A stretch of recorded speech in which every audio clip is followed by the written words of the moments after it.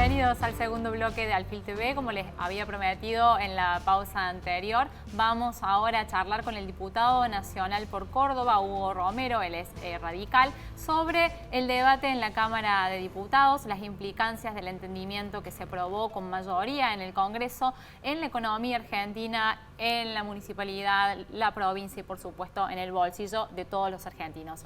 Los saludamos, Hugo, muchísimas gracias por estar aquí con nosotros. Muchas gracias, un gusto de estar compartiendo con ustedes. La primera pregunta, Hugo, es si realmente se cree que se van a poder alcanzar los objetivos que se fijó el FMI para la Argentina. ¿Cuál es su percepción después de tanto debate, de tanta vuelta? Es una pregunta muy profunda, ¿no? Hace 4 días que estamos debatiendo ese tema. Sí. En primer lugar, Argentina está en una situación crítica.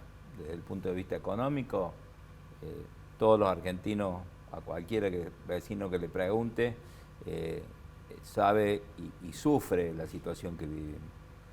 Una inflación que nos afecta a todos, que cada día perdemos el poder adquisitivo tanto del salario como de los jubilados, una disminución de la inversión en la Argentina hace que el desempleo no se vea reflejado en los números. El gobierno plantea, y es una realidad, este año, el año 2021, creció el 10% la economía, pero venimos de una pandemia, de una reducción del déficit del Producto Bruto, que es el crecimiento del 9,9. En definitiva, hablamos de un rebote. Pero lo más grave, para describir un poco esta crisis, lo más grave es que, suponiendo que estamos en las mismas condiciones económicas del año 2019, tenemos 5 puntos más de pobreza.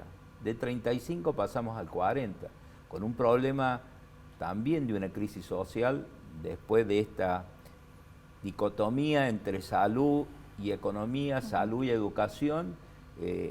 Los chicos perdieron un año de clase, entonces con una deuda social importante. La educación es la única herramienta posible para salir de la pobreza.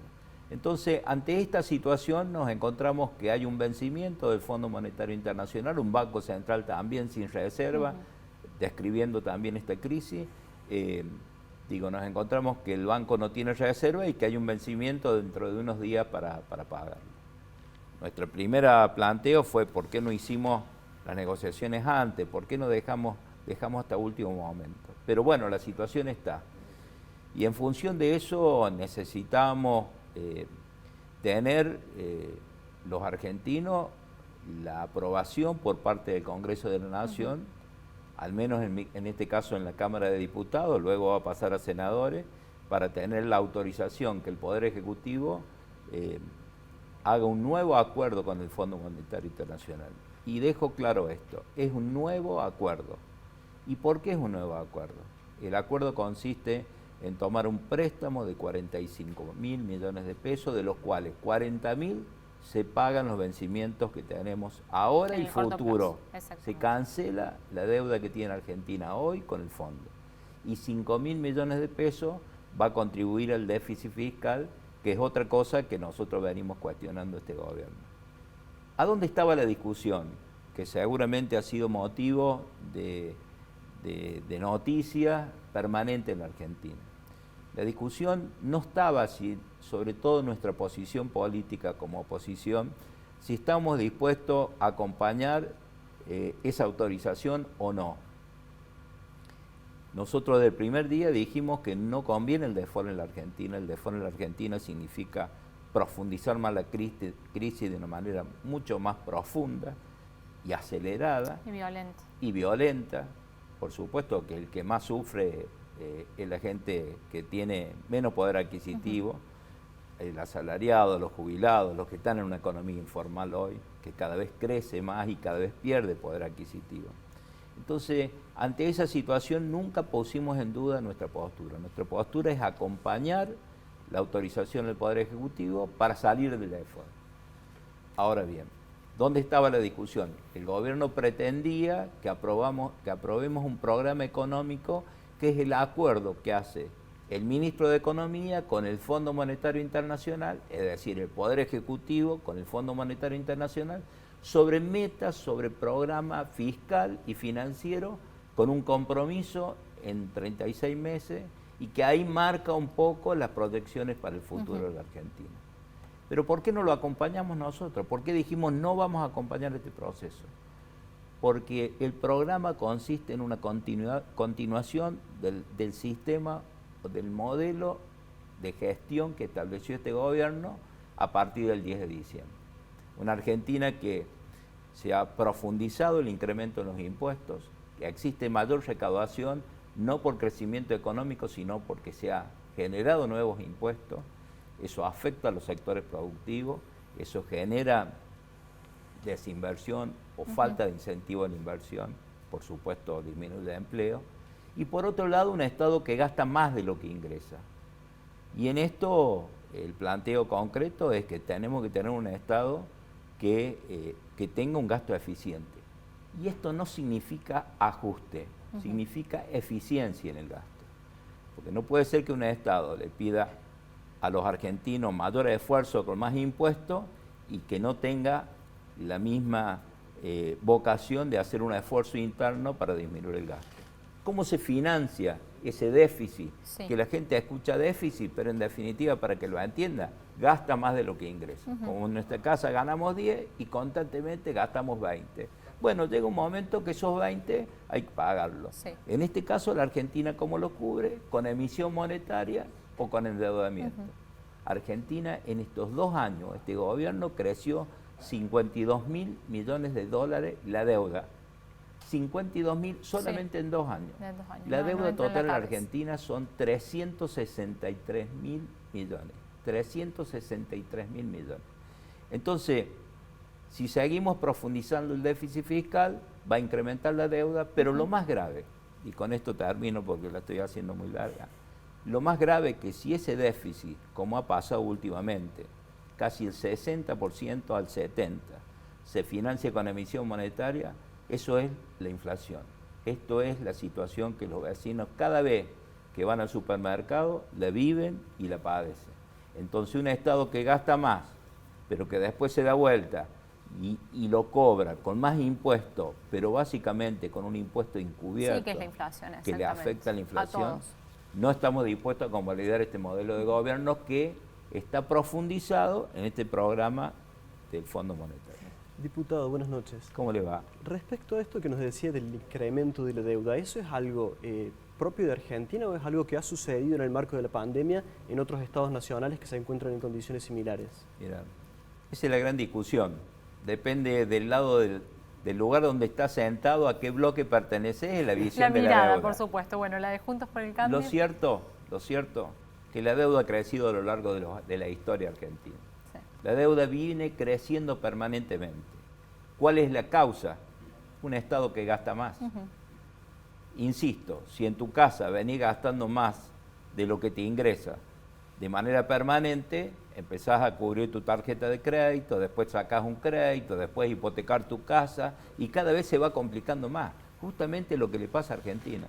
Pasan los gobiernos, tenemos más deuda, pero lo más grave es que cada vez tenemos más pobreza. Algo estamos haciendo mal. ¿Cómo puede ser que crecemos o estamos en las mismas condiciones del año 2019?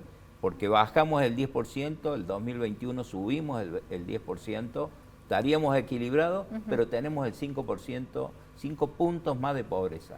Algo anda mal. Las responsabilidades, Hugo, como señalas, son compartidas, ¿no? Comunes a todos los gobiernos.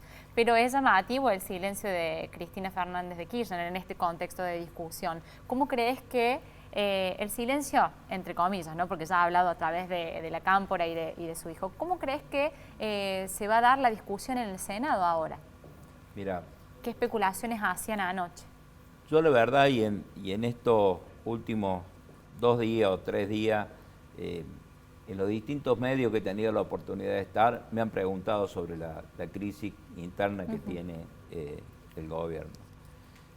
Mi estilo es no opinar sobre problemas internos de otro partido. La verdad que nuestro partido y nuestro bloque tiene discusiones como lo tiene todos los frentes y tenemos mucho para profundizar y solucionarla, que no tratar de solucionarla del otro lado, ¿no? Pero sí hay un tema que es claro. En esta debilidad, desde el punto de vista de la economía y de la crisis que te describí, hay una debilidad del gobierno.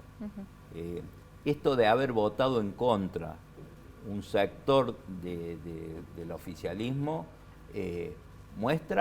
genera incertidumbre, una falta de previsibilidad. Entonces, la verdad que nos preocupa a todos los argentinos. Ojalá que lo resuelvan. Sí, te iba a preguntar precisamente de eso, de cuál era el impacto sensible de este desplante que le han hecho a Alberto Fernández, que no es nuevo, ¿no? Que le plantan cara en cada paso de gestión que quiere dar, pero queda todavía un trecho de mandato. ¿Hay posibilidad de que Alberto se separe, se independice? Pues una pregunta que nos venimos haciendo ya hace mucho tiempo. ¿Puede finalmente Alberto separarse de eso? Su ministro ya quedó, Guzmán, totalmente devaluado. Mira, ¿qué le queda? ¿Dónde se puede agarrar? Un ejemplo de lo que pasó ahora. Nuestra actitud como una oposición responsable, acompañando al gobierno en una situación crítica, dando la autorización. No asumiendo el compromiso del programa económico que implementa este gobierno. No lo asumimos. Eso es responsabilidad del Poder Ejecutivo. Nosotros vamos a estar siempre defendiendo la institucionalidad. Las decisiones de la gestión en su conjunto son propias del Poder Ejecutivo y evidentemente los resultados los definirá en el momento electoral los argentinos en general. Ojalá que se solucione este problema interno porque no es bueno, pero mientras que esté en juego la institucionalidad de la Argentina, nuestra posición como oposición va a ser seguir contribuyendo al Estado democrático y defendiendo la República como institución. Hugo, Felipe, los invito a la pausa, ya volvemos con más.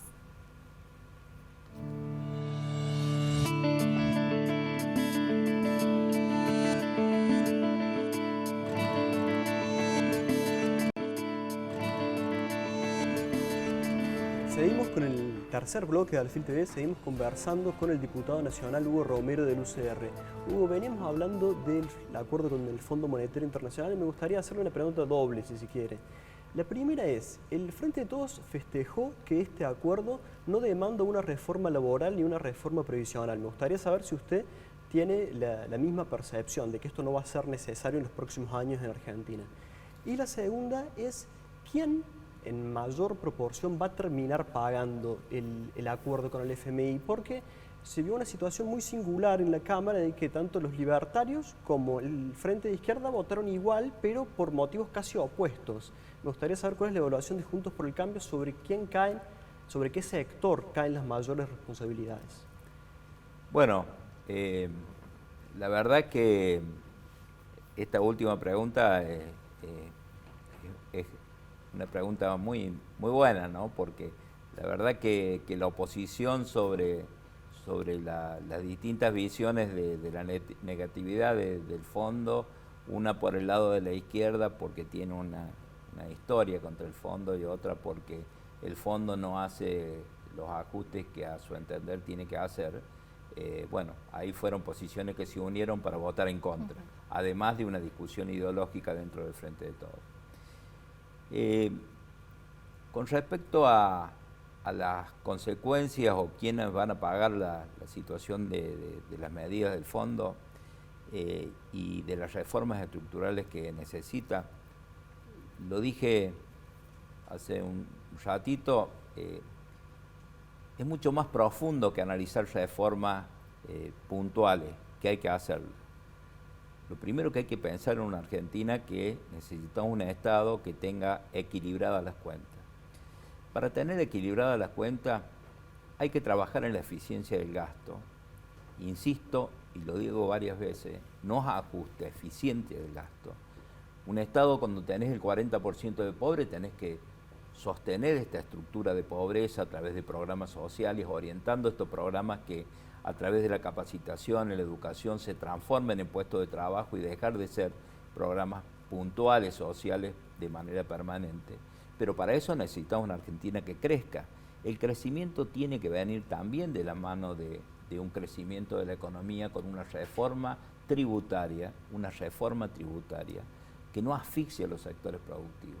Hay que bajar los impuestos, hacer que los impuestos sean progresivos, Por supuesto que el que más tiene que pagar, pero sí contribuir a un sistema tributario que recaude el Estado, pero que la recaudación esté basado potenciando el sector productivo, a las pymes, a los emprendedores, para que en la medida que crezca la economía, el Estado recauda más.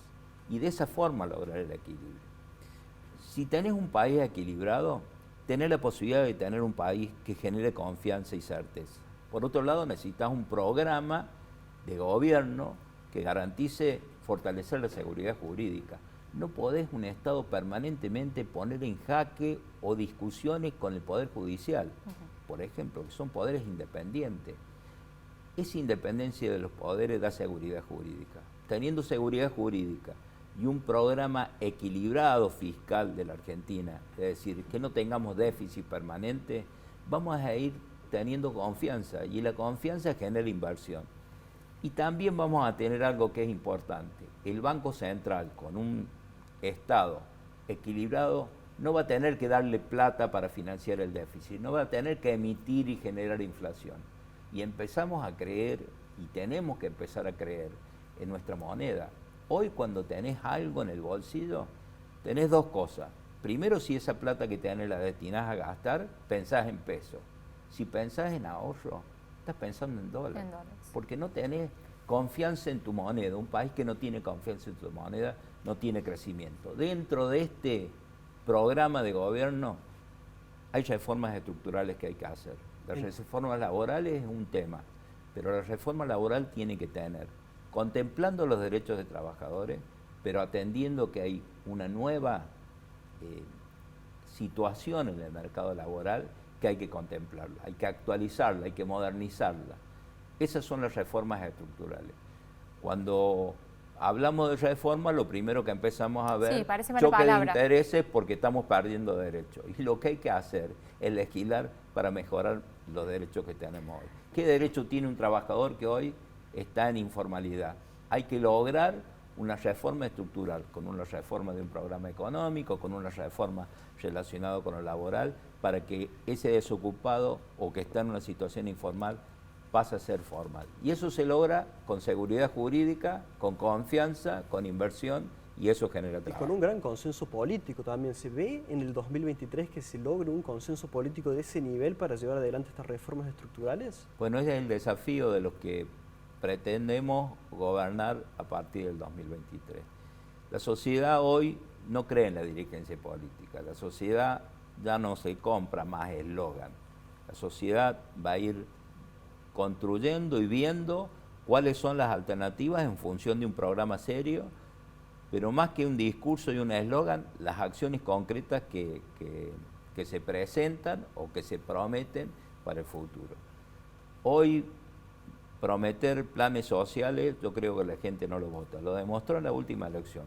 Me parece que ahí está la fortaleza de los partidos políticos y de las alianzas políticas que quieren gobernar el país para hacer un programa de gobierno creíble. Porque hoy ya no basta ganar una elección. Juntos por el Cambio ha madurado, está en ese proceso. Basándonos en la última foto que hemos tenido en el Congreso de la Nación, donde han debatido y llegado a un acuerdo, ¿creen que es auspicioso para lo que sigue?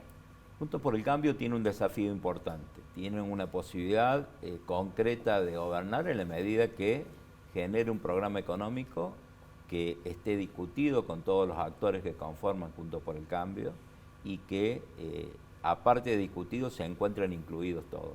Y es el desafío que hay que construir todos los días. No es tan fácil coordinar los pensamientos y las visiones de algunos partidos que conforman Juntos por el Cambio. Pero ese es el desafío.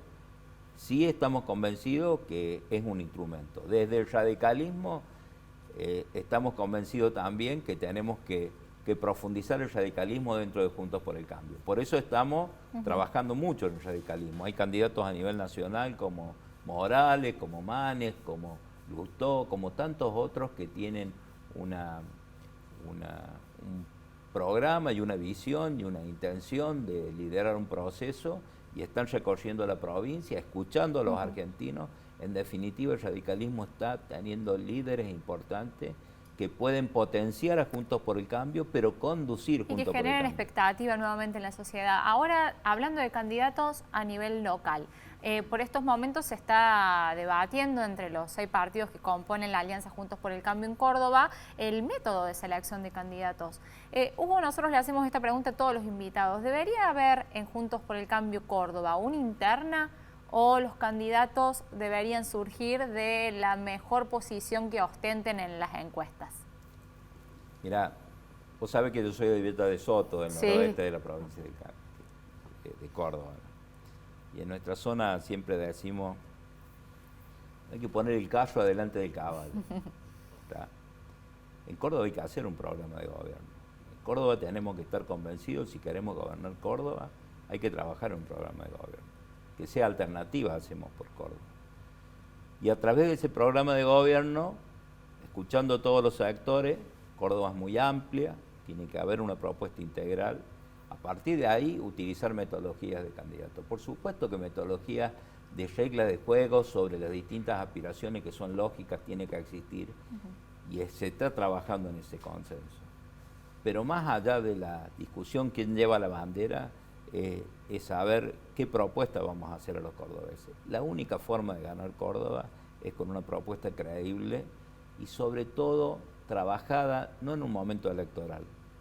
Lo que se está haciendo ahora, veo que varios de los distintos partidos, por ejemplo, la Unión Cívica Radical está haciendo encuentros regionales en los distintos lugares de la provincia. Mañana tenemos uno en la capital. Sí, están amasando la unidad del espacio, ¿no? Que es fundamental también para empezar a discutir con los socios. La fortaleza de la unidad del espacio viene más allá de la unidad de los dirigentes.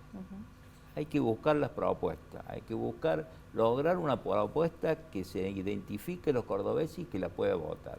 Hace muchos años que venimos de no estar en el gobierno y hemos salido de la agenda de los cordobeses, porque nuestras divisiones internas, nuestros individualismos, ha hecho que vayamos perdiendo terreno en el tema político. Bueno, el radicalismo tiene ese desafío de reconstruir esa relación que la tuvo porque fuimos gobierno por muchos años, y yo creo que logrando eso vamos a llevar seguramente... Pero no es una cuestión de liderazgos entonces. Porque después de las elecciones legislativas, Rodrigo de Loredo encarnó como esa nueva promesa, si bien hace mucho ya que viene trabajando dentro del partido. ¿Es el hombre para... Mira, Rodrigo es un dirigente importante y es uno de los otros dirigentes que pueden liderar el proceso. Y indudablemente hay que poner el que mejor representa al proyecto. Pero si no discutimos de proyecto, discutir antes de dirigente, me parece que no vamos a seguir equivocando como nos equivocamos. No se van a poner de acuerdo. Y es muy difícil, después de tantos años de no estar en el gobierno, con un gobierno que lleva 20, ya me perdí, 20. Va para el cuarto de siglo al fin del mandato.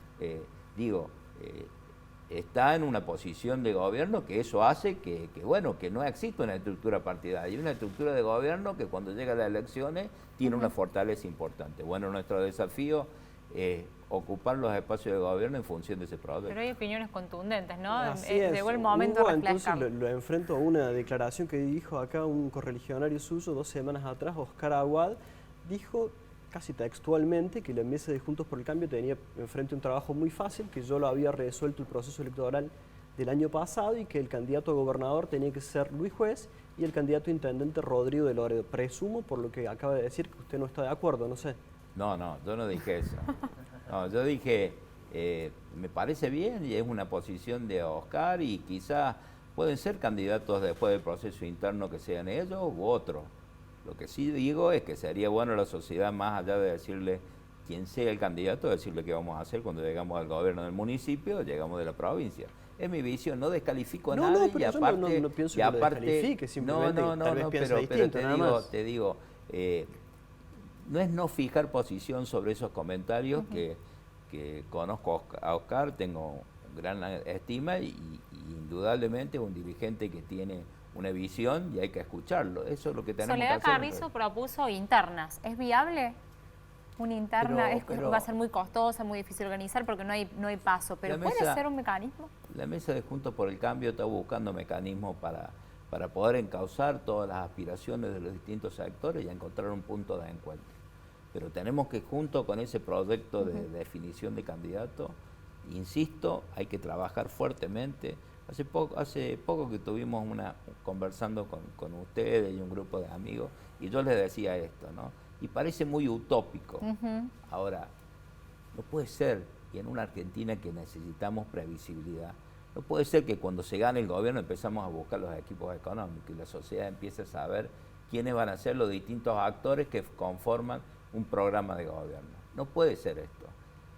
Hoy tenemos medios de comunicación, tenemos redes y tenemos la posibilidad de generar primero un sistema de escucha y luego una comunicación formal junto con los procesos electorales. A mi entender tiene que ser antes para saber cuál es el pensamiento del partido que quiere gobernar Córdoba. Y le agrego, a modo de broma, ¿no? Hay un programa de contención de ansiedades también para los dirigentes que ya están en carrera. Y eso implica que hay que cambiar el modelo. Tenemos que dejar de ser un modelo en función de proyectos individuales, sino convertirlo en un proyecto colectivo. Y los proyectos colectivos se convierten con programa y con objetivos. Muy bien, Hugo Romero, muchísimas gracias por esta conversación, ha sido un gusto. Para mí ha sido un gusto también y muchas gracias por la invitación. Lo esperamos nuevamente. Nos vamos a la pausa, terminamos ya con las etapas de entrevistas, vamos con Dirty en lo que sigue, ya venimos.